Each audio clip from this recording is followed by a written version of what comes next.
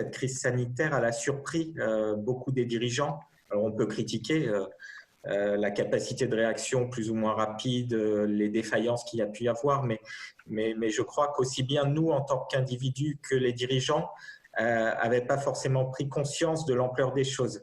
Ce qui fait qu'on se retrouve depuis des mois à prendre des décisions dans l'urgence. On a eu les mêmes stress avec l'enseignement à distance.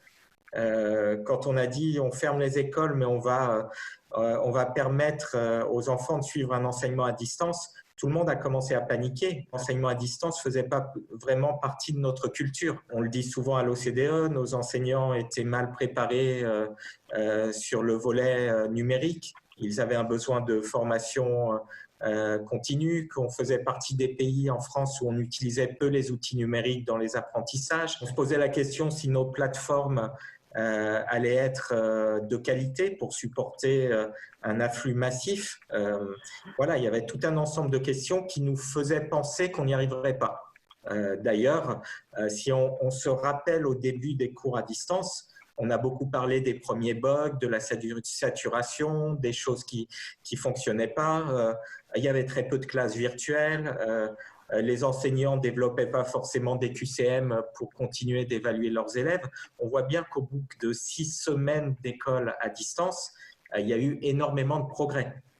Même si l'école à distance, comme vous avez dit, ça fonctionne plutôt bien, mais malgré tout, pour certains élèves, ceux dans les filières professionnelles, pour ceux qui ont décroché et qui n'ont pas forcément des parents à côté pour les aider, ce n'est pas tous les jours facile, hein, on le voit avec nos enfants. L'enseignement à distance est une bonne solution qui nous a permis de limiter la casse, entre guillemets.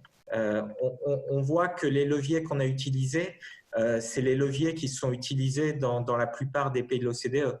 C'est-à-dire parfois faire appel aux chaînes de télévision. En France, on a beaucoup utilisé des acteurs publics. On a l'avantage d'avoir le CNED. Dans certains pays, c'est des acteurs privés qui ont été utilisés. On a parlé des pays d'Amérique du Sud, de la Géorgie. Enfin, on voit bien que c'est des acteurs privés qui ont permis l'enseignement à distance de se mettre en place.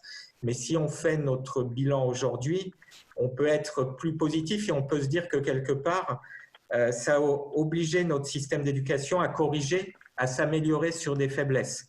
La faiblesse sur l'utilisation des outils numériques et puis la faiblesse en termes de coopération entre enseignants. On parle beaucoup de la liberté pédagogique en France, de chaque enseignant qui est dans sa classe et qui finalement fait ce qu'il veut avec ses élèves sans associer les autres enseignants. Ben voilà, l'école à distance, ça fonctionne bien aussi parce que ça développe de la coopération.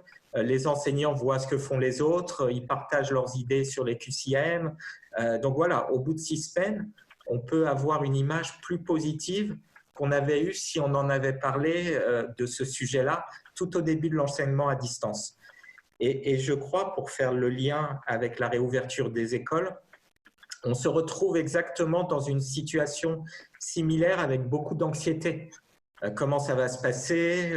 Est-ce que les conditions de sécurité seront suffisantes, notamment avec les plus petits? Qui est-ce qu'on doit accueillir en priorité? Il y a tout un ensemble de questions auxquelles, j'imagine, on va trouver les réponses progressivement.